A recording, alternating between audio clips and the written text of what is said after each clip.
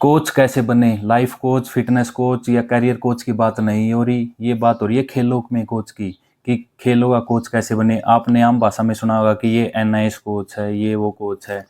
अलग अलग खेलों के अलग अलग कोच होते हैं, एथलेटिक्स का अलग, बॉक्सिंग का अलग, कुश्ती का अलग। आपके जितने भी डाउट है, ये कुछ मिनट की वीडियो है, इसके बाद आपको कोई भी वीडियो देखने की या कहीं से जानकारी लेने की जरूरत नहीं पड़ेगी।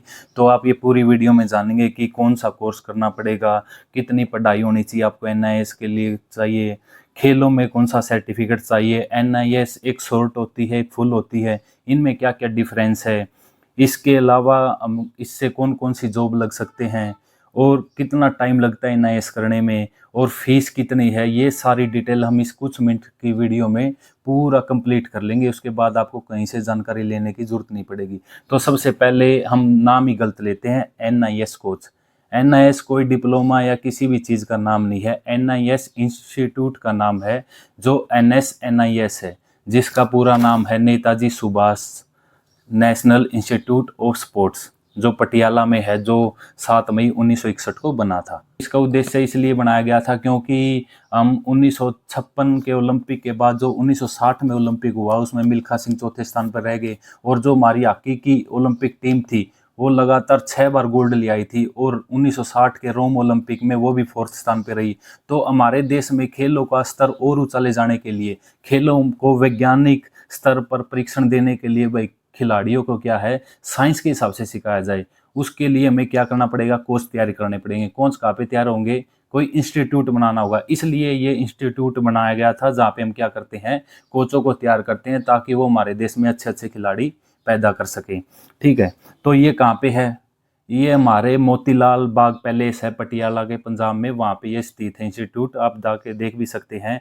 तो अब हम जानेंगे कि इसमें हम क्या क्या कर सकते हैं। तो वहाँ पे एक ही कोर्स नहीं होता, अलग अलग प्रकार के बहुत सारे कोर्स होते हैं, जैसे कि diploma in sports coaching, PG diploma, sports medicine, sports nutrition, sports psychology, exercise physiology, performance analysis, MSc in sports, ये बहुत सारे कोर्स हैं। उनमें से एक कोर्स है डिप्लोमा इन स्पोर्ट्स कोचिंग। ठीक है, वो हम करते हैं, जो 1 साल का होता है, उसके द्वारा हम कोच लगते हैं। अब ये सवाल आता है कि सर ये फुल एनआईएस और शॉर्ट एनआईएस क्या है? शॉर्ट एनआईएस एक 6 वीक का कोर्स है, जिसको करने के बाद आप कहीं पे भी अपनी एकेडमी खोल सकते हैं, या किसी भी स्कूल में या प्राइवेट स्कूल में जाकर आप कोचिंग दे सकते हैं। कोई आपसे सवाल जवाब नहीं करेगा कि आप जोड़ा साहब कोच है, इसके लिए ये कोर्स शुरू किया गया था। लेकिन इसके द्वारा आप गवर्नमेंट जॉब नहीं लग सकते, उसके लिए आपके पास फुल एनआईएस होनी चाहिए। फुल एनआईएस करके आप कौन कौन से जगह लग सकते हैं, तो साई के जितने भी सेंटर है पूरी ऑल ओवर इंडिया में, वहाँ पे पोस्ट आती है, तो उसके लिए अप्लाई कर सकते हैं अगर आपके पास फुल एनआईएस है।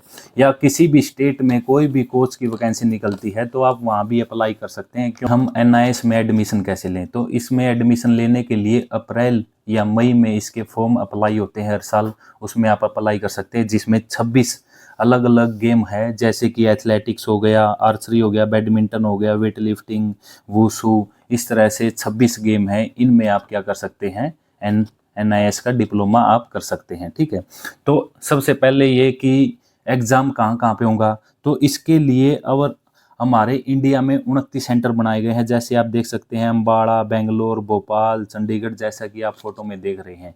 उसके लिए और अपने देश के बाहर के लोग भी यहाँ पे एनआईएस करने आते हैं, जैसे कि तो वहाँ पे कहाँ पे सेंटर होंगे, तो 3 जगह सेंटर बनाए गए हैं इंडिया से बाहर, बांग्लादेश, नेपाल और श्रीलंका। यहाँ पे भी क्या है, एग्जाम होते हैं एनआईएस के एडमिशन के लिए। एक कैटेगरी है, उसमें क्या है कि आपके पास 12वीं होनी चाहिए, और कोई भी खिलाड़ी जो इंडिया को रिप्रेजेंट कर रहा हो ओलंपिक में या सीनियर वर्ल्ड चैंपियनशिप में, उनकी डायरेक्ट एंट्री है। उनका किसी भी प्रकार का कोई टेस्ट नहीं होगा, ना उनका कोई इंटरव्यू होगा, उनकी सीधी एंट्री है, आप सीधे जाके एनआईएस कर सकते हैं। बस आपको क्या है, मेडिकल और फिटनेस टेस्ट है, वो आपको भी देना होगा, वो कंपलसरी है सभी के लिए। अब जो कैटेगरी बी आ गई है, उसमें क्या होनी चाहिए, ग्रेजुएशन। ये कोई भी बीए, बीकॉम, बीएससी, आपके पास कोई ना कोई ग्रेजुएशन जरूर हो।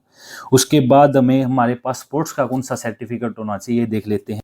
पार्टिसिपेट करा हो सीनियर नेशनल में, ऑल इंडिया इंटर यूनिवर्सिटी में या खेलो इंडिया इंटर यूनिवर्सिटी में आपने पार्टिसिपेट किया है तो आप इनमें क्या है अप्लाई कर सकते हैं। उसके अलावा अगर आपने 2 बार पार्टिसिपेट किया है जूनियर नेशनल चैंपियनशिप में या इंटर सर्विसेज या इंटर रेलवे में, या आपने खेलो इंडिया यूथ गेम में 2 बार पार्टिसिपेट किया है तो भी आप इस फॉर्म को अप्लाई कर सकते हैं। उसके बाद अगर पहले ये नहीं होता था लेकिन अब 1-2 साल से जोड़ दिया गया है, अगर किसी ने 6 हफ्ते का जो शॉर्ट NIS है वो कंप्लीट की है वो भी इसके लिए अप्लाई कर सकता है। नॉर्थ ईस्ट के कैंडिडेट के लिए भी अलग से कैटेगरी बना दी है जो कैटेगरी सी है। इसमें क्या है, उन्होंने या तो उनके पास मेडल हो किसमें, नॉर्थ ईस्ट गेम में, या 2 बार उन्होंने नॉर्थ ईस्ट गेम में पार्टिसिपेट किया हो, ठीक है, तो वो भी क्या है ये फॉर्म को अप्लाई करके NIS डिप्लोमा इन कोचिंग में क्या है एडमिशन ले सकता है। कितनी एज के व्यक्ति डिप्लोमा इन कोच कर सकते हैं, तो एज कैटेगरी है अब मिनिमम 21 साल होनी चाहिए और मैक्सिमम 45 साल। लेकिन अगर आपके पास ओलंपिक पार्टिसिपेट है या कॉमनवेल्थ इनमें मेडल है या आप SC ST OBC है तो आपको 5 साल की क्या है छूट दी जाती है। एक्स सर्विसमैन है उनको भी 5 साल की छूट दी जाती है। सबसे पहले बता दूं NIS में एडमिशन लेने के लिए 100 नंबर है, उसमें से लिस्ट लगती है। 100 में से 60 नंबर है जो आपके वो होते हैं एग्ज़ाम के, 60 नंबर होते हैं एग्ज़ाम के, 10 होते हैं आपने जो भी एजुकेशन पढ़ाई करी है उसके, 20 नंबर होते हैं स्पोर्ट्स अचीवमेंट के जो जो आपने मेडल जीते हैं उनके, और 10 नंबर होते हैं इंटरव्यू। ये सभी मिला के हो गए कितने 100 नंबर। आप जिस भी गेम में आप कोचिंग मतलब कि NIS करना चाहते हैं 25 नंबर का 100 उससे रिलेटेड आएगा स्पेसिफिक। आप एथलेटिक्स से करना चाहते हैं तो 25 एथलेटिक्स के क्वेश्चन आएंगे, बॉक्सिंग से करना चाहते हैं कुश्ती से तो उससे ही संबंधित 25 क्वेश्चन आपसे पूछे जाएंगे।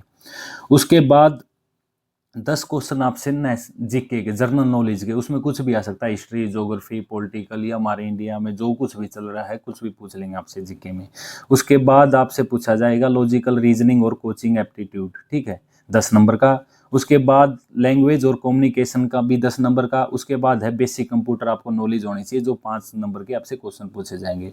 तो ये 60 नंबर का आपका क्या होता है टेस्ट होता है जो कंप्यूटर बेस होता है, ठीक है। और आपके जो भी हमारे अब देख लेते हैं कि जो एजुकेशन के हमें 10 नंबर मिलते हैं वो कहाँ कहाँ से मिलते हैं। सबसे पहले BPEd अगर आपने की है तो उसके आपको 3 नंबर मिलेंगे। अगर आपने MPEd की है या उससे संबंधित कोई भी कोर्स किया है तो आपको 5 नंबर मिलेंगे। अगर आपने MPhil या PhD की है तो आपको 10 नंबर दिए जाते हैं। स्पोर्ट्स अचीवमेंट में हमें सबसे पहले अगर पार्टिसिपेट इन ओलंपिक या medal winner in senior world championship या gold medal winner in Asian या कॉमनवेल्थ गेम्स, उनको 20 में से 20 मार्क्स दिए जाते हैं। अगर आपके पास silver bronze medal Asian game में है, अगर मेडल है किसी भी सीनियर एशियन चैंपियनशिप या कॉमनवेल्थ चैंपियनशिप, जैसा कि आप ऊपर फोटो में पढ़ रहे हैं इसमें देख सकते हैं, तो आपको ये 15 नंबर दिए जाएंगे। अगर आपने किसी भी इंटरनेशनल में पार्टिसिपेट किया है वर्ल्ड लेवल पे तो आपको 10 नंबर दिए जाते हैं। अगर आपको ऑल इंडिया इंटर यूनिवर्सिटी या जूनियर नेशनल मेडल है या खेलो इंडिया मेडल है तो आपको 5 नंबर दिए जाते हैं। जहाँ आप इस वीडियो को रोक के आप इसको पूरा पढ़ सकते हैं। उसके बाद आता है कि फिजिकल फिटनेस। हाँ, तो फिजिकल फिटनेस सभी का होगा, चाहे वो ओलंपिक गोल्ड मेडलिस्ट हो या कोई आम पार्टिसिपेट हो कोई भी सीनियर नेशनल या उसमें, तो मेडिकल और फिटनेस टेस्ट सभी का ही सेम होगा, जिसके लिए 2 कैटेगरी बनाई गई है, एक मेल एक फीमेल। फिजिकल फिटनेस में आपको 5 टेस्ट क्लियर करने होंगे। पहला है 30 मीटर फ्लाइंग स्प्रिंट, 30 मीटर की आपने दौड़ लगानी होगी।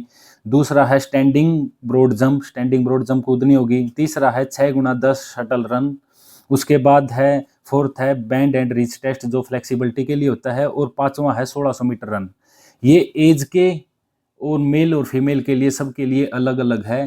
हर टेस्ट के लिए आपको 3 नंबर दिए जाते हैं। 5 टेस्ट हो गए तो 15 नंबर हो गए। उन 15 में से आपको कम से कम 9 नंबर लेने होंगे तो आपका क्या है फिजिकल फिटनेस क्वालिफाई मानना जाएगा। अगर आपके 9 से कम आते हैं तो आप उससे दौड़ से बाहर हो जाएंगे, आप इसमें एडमिशन नहीं ले पाएंगे। तो बहुत ही बेसिक होता है, कोई भी अगर खेल से जुड़ा हुआ है तो इनको बिल्कुल आसानी से कर लेगा। मेल और फीमेल के लिए अलग अलग है, ये आप फोटो वीडियो रोक के इन फोटो को देख सकते हैं। अगर यहाँ भी ना मिले तो मैं नीचे के वीडियो के डिस्क्रिप्शन में टेलीग्राम चैनल का लिंक दे दूंगा, वहाँ पे इसकी पूरी PDF है जो 2025 या 26 में जो भी इन्होंने डाली थी अपने लिंक पे, वहाँ से डाउनलोड की गई है ऑफिशियल NIS की साइट से। तो आप वहाँ से भी इसको डाउनलोड करके पूरा पढ़ सकते हैं। फीस कितनी लगेगी? फीस भी, अगर आप इंडियन कैंडिडेट है, एक फॉरेनर कैंडिडेट है, इंडिया के जो कैंडिडेट है आपको 60,000 से 65,000 के बीच में आपकी पूरे साल की फीस आएगी। एक साल का ये NIS का हमारा कोर्स होता है, तो कितनी 60 से 65,000 के बीच में आएगी। अगर कोई बाहर से करने आता है, फॉरेन का कोई कैंडिडेट है, वो इंडिया से NIS करना चाहता है, NIS कोचिंग इन डिप्लोमा, तो कितनी है 90 से 95,000 उसको एक साल के देने होंगे फीस के रूप में। सबसे पहले हम एक चीज़ ठीक करते हैं कि ये NIS नहीं है, नेशनल इंस्टीट्यूट ऑफ स्पोर्ट्स है, जो हमारा क्या कराता है, डिप्लोमा कराता है कोचिंग में, ठीक है। तो आगे से हम कभी भी नहीं बोलेंगे कि NIS है, हम बोल देंगे कि कोचिंग में डिप्लोमा किया हुआ है। डिस्क्रिप्शन में टेलीग्राम चैनल का लिंक दिया गया है, जहाँ पे हम पूरी इंडिया में कोचों की वैकेंसी या कहीं पे भी स्पोर्ट्स कोटा की वैकेंसी आ रही हो, या पूरी इंडिया में के किसी भी स्टेट में फिजिकल एजुकेशन टीचर की वैकेंसी आ रही हो, उनकी डिटेल हम वहाँ पे डालते हैं, आप वो डाउनलोड कर लेना। और ये PDF जो 2025-26 के NIS के लिए एडमिशन के लिए जो भी इनका फॉर्म आया था, वो इसकी पूरी PDF आपको टेलीग्राम चैनल पे मिल जाएगी। अगर आपको और किसी टॉपिक पर वीडियो चाहिए कि हम फिजिकल एजुकेशन टीचर कैसे बन सकते हैं, या और किसी भी खेलों से संबंधित या फिजिकल से संबंधित किसी भी टॉपिक पर वीडियो चाहिए, तो आप यहाँ इस वीडियो में कमेंट कर सकते हैं, आपको वीडियो बनाकर यहाँ पे YouTube पे डाल दी जाएगी। अगर आपको वीडियो अच्छी लगी है तो इसको शेयर करें, लाइक करें और कमेंट करके ज़रूर बताएं। जय हिंद।